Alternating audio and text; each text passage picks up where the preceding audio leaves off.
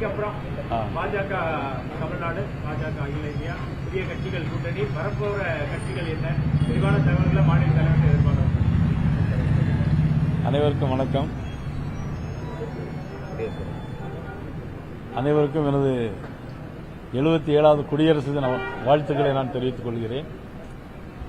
இந்த குடியரசு தினத்தன்று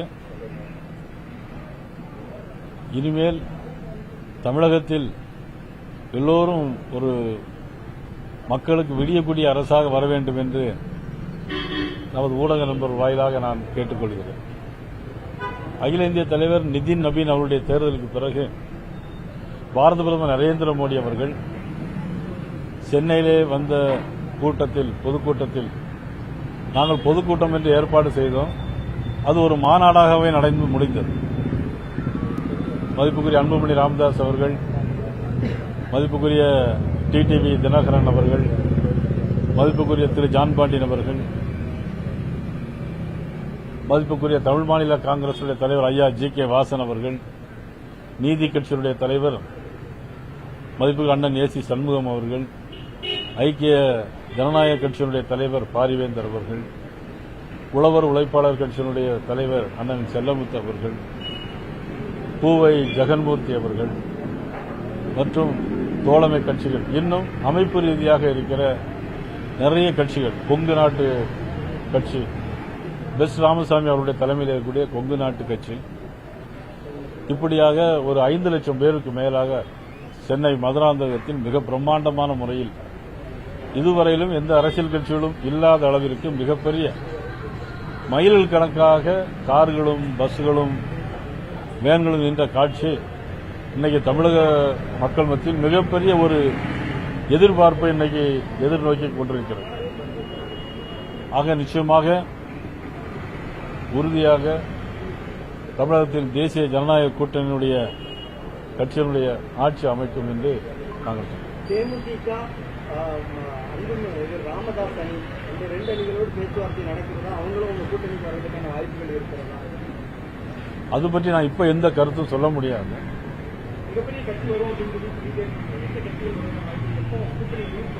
நான் ஏற்கனவே பலமுறை நான் திருநெல்வேலியில் நம்ம ஊடக நண்பர்களை பார்க்கும்போது சரி, சென்னையிலையும் பார்க்கும்போது சரி, எல்லாருமே ஒரு ஏளனமாவே ஒரு கேள்வி கேட்டுட்டே இருப்பீங்க. எப்படின்னா, கூட்டணி எல்லாம் பிரிஞ்சு பிரிஞ்சு போறாங்களே, உங்களை விட்டுட்டு போயிட்டே இருக்காங்களே, நீங்க எப்படி சாங்கான கூட்டணி அப்படின்னு சொல்லி கேட்டுட்டே இருந்தீங்க. அதற்கு பதில் உங்களுக்கு 23ஆம் தேதி கிடைச்சிருச்சு. இன்னும் நீங்க கேட்கிற இந்த கேள்விக்கு இன்னும் ஒரு வார காலத்துக்குள்ள உங்களுக்கு பதில் கிடைக்கும். இன்னும் ஒரு வார காலத்துக்குள் உங்களுக்கு எல்லாம் இன்னும் நிறைய செய்திகள் வந்து சேரும்.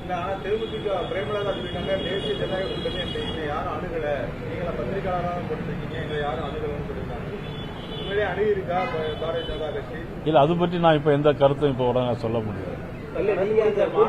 மிக முக்கியமான ஒரு தேசிய தலைமையில இருக்கிறீங்க, அதை அணுகிறது ஒரு கூட்டணிக்கு, அவங்களை கூட்டணிக்கு அழைக்கிறதுல தப்பு இல்லையா? அதை அழைத்தால் அழைத்தோம்னு சொல்லலாமே. அதாவது எல்லா விஷயத்தையும் இப்பவே நாங்க சொல்லிட்டோம்னா உங்களுக்கு அடுத்த செய்தி வேணும். அதனால அடுத்த செய்தி உங்களுக்கு காத்துட்டு இருக்கு. நடந்து முடிந்த மாநாடு குறித்து முதலமைச்சர் சொல்லியிருக்காரு, அது ரெட்டை இன்ஜின் இல்ல, அது ஒரு டப்பா இன்ஜின் அப்படின்ற மாதிரி முதலமைச்சர் ரொம்ப காட்டமா ஒரு கதையை கொடுத்திருக்காரு.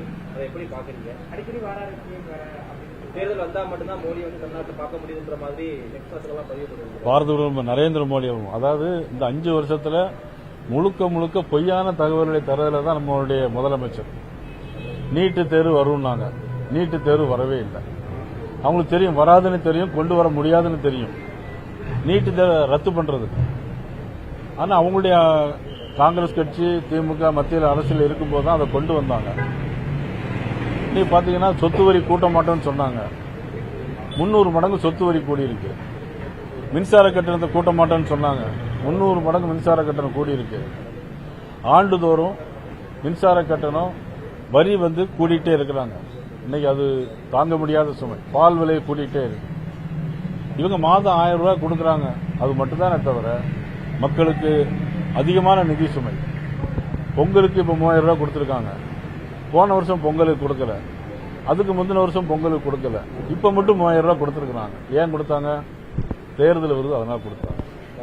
ஓல்டு பயம் தானே, பயம், நடுக்கம், பயம் இல்ல, நடுக்கம். அது மட்டும் இல்ல, ஓல்டு பென்ஷன் அநேகமா நீங்க எல்லாருமே படிச்சவங்க தான், உங்களுக்கு எல்லாருக்குமே நல்ல விவரம் தெரியும், நல்ல கேள்விகள் தெரியுது ஆல்வினுக்கு. ஆனா ஓல்டு பென்ஷன் கொஞ்சம் மனசாட்சியோட சொல்லணும். நான் வந்து ஊடக நண்பர்களுக்கு நான் வந்து கொஞ்சம் மனசாட்சியோட எல்லாரும் பார்க்கணும்.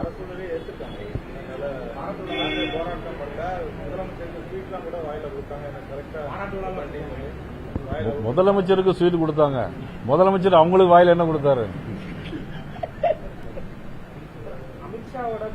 ஒரே நிமிஷம். தேர்தல் அறிக்கையில ஓல்டு பென்ஷன் அந்த ஓல்டு பென்ஷன் ஸ்கீம் பழைய ஓய்வு திட்டத்தை நாங்கள் கொண்டு வருவோம்னு சொன்னாங்க. தயவு செய்து மனசாட்சியோட கேட்கணும், இதுக்கு மட்டும் நீங்க பதில் சொல்லணும். பழைய ஓய்வூதிய திட்டம் தேர்தல் அறிக்கையில் சொன்னது இந்த 5 வருஷத்துல செஞ்சிருக்காங்களா? இந்த 5 வருஷத்துல செஞ்சிருக்காங்களா? யாராவது சொல்ல முடியுமா செஞ்சிருக்காங்கன்னு? இதுவரையும் செய்யல. ஆனா இப்ப பேச்சுவார்த்தையில என்ன சொல்லியிருக்காங்கன்னா அடுத்த ஜூன் மாசம் தாரோன்னு சொல்லியிருக்காங்க. இல்ல இப்ப இவங்களுக்கு ஆட்சியினுடைய ஆயுள் காலம் முடிஞ்சு போச்சா இல்லையா? இவங்க எப்படி ஜூன் மாசம் தர முடியும்? அப்போ திருநெல்வேலி அல்வாயை தானே கொடுத்திருக்காரு ஓல்டு பென்ஷனுக்கு. அவர் வாயில லட்டு வாங்கிட்டு எல்லாத்துக்கும் அல்வா கொடுத்திருக்காரு முதலமைச்சர். அமமுக டிடிவி தினகரன் இப்போ கூட்டணியில முக்கியமான ஆளா இடம்பெற்றிருக்காரு. ஆமா, இதே போல தமிழ்நாட்டில் கடுமையான விமர்சனங்களை முன்வச்சிட்டு இருக்கக்கூடிய பல அரசியல் கட்சிகள் வரதுக்கு வாய்ப்பு. அதாவது இதுல வந்து முன்னாள் முதலமைச்சர் மதிப்புக்குரிய கலைஞர் அவர்களை உதாரணமா நம்ம எடுத்துக்கலாம். அவங்க பேசும்போதெல்லாம் சொல்லுவாங்க, அரசியல் வந்து நிரந்தர நண்பர்களும் இல்ல, நிரந்தர பகைவர்களும் இல்லைன்னு சொல்லுவாங்க. ஒரே ஒரு உதாரணத்தை மட்டும் நான் சொல்றேன். மதுரையில் வந்து மதிப்புக்குரிய இந்திரா காந்தி அம்மையார் அன்னைக்கு வரும்போது கருப்பு கொடி போராட்டம்னு ஆரம்பிச்சாங்க. கருப்பு கொடி போராட்டம் ஆரம்பிச்சுட்டு கல்லை வச்சு அடிச்சாங்க. கல்லை வச்சு அடிச்சாரு, அந்த அம்மாவுக்கு தலையில இருந்து அடிபட்டு ரத்தம் வந்துச்சு. அப்ப கலைஞர் அவர்கள் சொன்னாங்க, அம்மையாருக்கு தலையில் அடிபட்டதால் வந்த ரத்தமா அப்படின்னு கேட்டு அடுத்த ஒரு வார்த்தையும் சொன்னாங்க. அதை நான் இப்போ பப்ளிக் மத்தியில் சொல்ல முடியாது. இதை விட ஒரு மோசமான விமர்சனம் தமிழ்நாட்டில் இருக்க முடியுமா? இதை விட ஒரு மோசமான விமர்சனம் இருக்க முடியும். ஆனா யார் வரக்கூடாது அதெல்லாம் சொன்னாங்க, அப்படி சொன்னாங்க. அதனால வந்து அரசியல்ல பேசுறது என்பது அது ஒரு என்னன்னா யார் ஆட்சியில் இருக்கக்கூடாது, அதற்காக சில எடுக்கப்பட்ட முடிவுகள். அமித்ஷாவின் முரட்டு அடிமை பழனிசாமி தலைவர் வந்து பாருங்க, அமித்ஷாவோட மிகப்பெரிய முரட்டு அடிமை எடப்பாடி பழனிசாமி துணை முதலமைச்சர் அதை எப்படி ஒரு அர்த்தம் இல்லாம சொல்ல முடியும்? உதாரணத்துக்கு அதிமுக பாராளுமன்றத்தில் கூட்டணி இல்ல, அப்ப அடிமையா இருந்தா அன்னைக்கு கூட்டணி சேர்த்திருப்பாங்களே. இவங்க தான் அடிமையா கூட்டணியை சேர்த்து வச்சுட்டே இருக்காங்க. காங்கிரஸ் கட்சி மற்ற கட்சிகளெல்லாம் அடிமையாக்கி வச்சுக்கிட்டு இவங்க தான் அப்படி அடிமையாக்கி வச்சிருக்காங்க. தவிர பாரதிய ஜனதா கட்சியை பொறுத்தவரை யாரையும் அடிமையாக்க வேண்டிய அவசியங்கள் கிடையாது. வைரமுத்தோட வீட்டில் ரஜினிகாந்த் சந்திப்பு நடந்திருக்கு. ரஜினிகாந்த் சந்திப்பு வடநாட்டு அரசியலை பத்தி பேசியிருக்காங்க. பேசும்போது வடநாட்டு அரசியல் திருப்பம் ஏற்படுகின்ற போது ரஜினிகாந்த் வந்து நிமிர்ந்து அதை கவனிச்சாராம். முக்கியமா ஏதோ பெரிய திருப்பம் ஏற்படும் போது டிஸ்கஸ் பண்ணியிருக்காங்க. அதை பத்தி தன்னோட பக்கத்துல போய் ட்விட்டர் பக்கத்துல போட்டிருக்காரு வைரமுத்து. அதை பத்தி வடநாட்டு அரசியல பெரும் திருப்பம் ஏற்பட போகுது. என்ன திருப்பம் ஏற்பட போகுது? அதாவது இதை ரஜினிகாந்த் சொல்லியிருந்தா நான் உங்களுக்கு பதில் சொல்லுவேன். வைரமுத்து அவரை போட்டிருக்கிறது வந்து பொய் கவிதையா இருக்கும். அது தமிழ்நாட்டுக்குள்ள கொண்டு வர முடியல அப்படின்றதான் மும்மொழி கல்விக் கொள்கை என்ற முறை வந்து மத்திய அரசு உள்ள திணிச்சிட்டு இருக்கிற மாதிரி நேற்று முதலமைச்சர் எக்ஸலன்ஸ்ல பதிவு பண்ணியிருக்காரு. இதுவரையிலும் கிடையாது. பிரைம் மினிஸ்டர் எங்க போனாலும் தமிழை பத்தி தான் பேசிட்டு இருக்காங்க. திருக்குறளை 23 மொழியில மொழிபெயர்த்திருக்கிறாங்க. ஐநா சபைக்கு போனாலும் சரி, எங்க போனாலும் சரி, யாதும் ஊரே யாவரும் கேளியன்னு சொல்லிட்டு இருக்கிறாங்க. நீங்க பனாரஸ் பல்கலைக்கழகத்தில் தமிழுக்கு ஒரு இருக்கையை கொடுத்திருக்காங்க. உத்தரப்பிரதேச மாநிலத்தில் இன்னைக்கு பல தமிழ் பள்ளிக்கூடங்கள் பல பேருக்கு படிக்கிறதுக்கு ஏற்பாடு செய்து கொடுத்திருக்காங்க. இதை விட உங்களுக்கு வேற என்ன செய்ய முடியும்? நேற்று வந்து தனக்கான ஒரு அழுத்தம் இருப்பதா தெரிஞ்சுட்டார். குறிப்பாக அவர் ஜனநாயக படம் கடந்த 9ஆம் தேதி திரையிடப்படும், இன்னும் திரையிடப்படல. குறிப்பாக நேற்று ஒரு தெளிவான ஒரு அறிவிப்பை சொல்லியிருக்காரு. நம்ம வந்து தனியாக நிற்கணும், தயாரா இருக்கிற மாதிரி. எதுவும் விஜயோட பேச்சுவார்த்தை எதுவும் பாரதிய ஜனதா கட்சி போவதா இல்ல ஜனநாயக திரைப்படம் தொடர்பாக இன்னும் சர்ச்சை வந்துட்டு முழுக்க காரணம் பிஜேபின்னு ஒரு தோற்றத்தை விட்டு கொடுத்தாங்க. எப்படி பாக்குறீங்க? அதாவது வந்து இது இந்த திமுக எதிர்கட்சி எல்லாம் சொல்லக்கூடியது. வருமான வரித்துறை, தேர்தல் ஆணையம், அப்புறம் என்போர்ஸ்மெண்ட் டைரக்டரேட், இடி, இதெல்லாம் ஒரு தனி அமைப்பு. இன்னைக்கு பாத்தீங்கன்னா அவருக்கு விசில் சின்னம் கொடுத்திருக்காங்க. அப்ப எப்படி நாங்க ஆதரவோடு இருக்கும்போது கொடுத்தோமா? ஏதோ நல்ல ஒரு தேர்தல் அதிகாரி இருந்தனால வந்தது. இதே மாதிரி தான் எல்லாம். அது இண்டிபெண்டன்ட் பாடி. அதாவது தேர்தல் ஆணையம் வந்து இண்டிபெண்டன்ட் பாடி, இடி இண்டிபெண்டன்ட் பாடி. அதுல வந்து எல்லாரும் நேர்மையா தான் இருப்பாங்க. அதுல ஏதாவது குறைகள் இருந்தா அது அவங்கள்ட்ட தான் கேட்கணும் தவிர பிஜேபிக்கு அதுக்கும் எந்த விதமான அவர் பேசும்போது மிக முக்கியமான ஒரு கருத்தை சொல்லியிருக்கிறார். அதிக முறை ஊழல் செய்து நேரடியாக பாஜகவிடம் அதிமுக அடிமையா இருக்கு, மறைமுகமாக திமுகவும் வந்து ஒரு அடிமையா இருக்கு அப்படின்னு ஒரு விமர்சனத்தை நேரடியாக வச்சிருக்கிறாரு.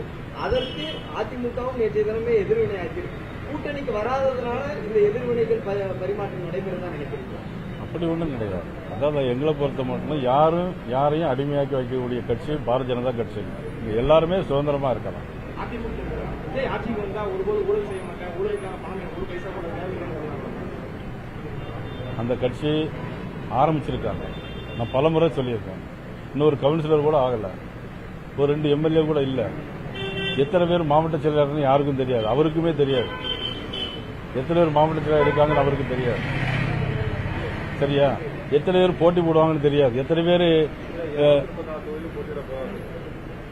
அது நம்ம ஒண்ணும் செய்ய முடியாது. அவரு போட்டியிடட்டும், அதுக்கு நம்ம ஒண்ணும் செய்ய முடியாது. அவர் போட்டியிட பத்தி நமக்கு ஒன்றும் ஆட்சேபனை. பிஜேபி அவரோட எதுவும் பேச்சுவார்த்தை எதுவும் நடைபெறுகிறதா? நீ கூடுதலா இப்ப இதுவரை 20 பாரத பிரதமர் தலைமையில ஒரு அலைன்ஸ் பண்ணீங்க.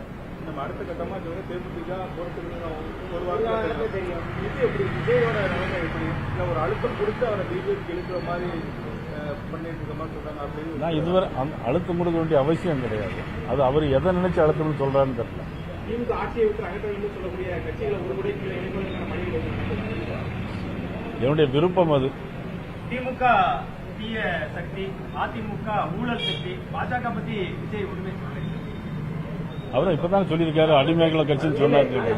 அதிமுக தான் சொல்லி எதிர்வினையாற்றிருக்காங்க, பாஜகவை எதுவுமே சொல்லல. திமுக தீய சக்தி, அதிமுக ஊழல் சக்தினாரு, பாஜக பத்தி எதுவும் சொல்லல.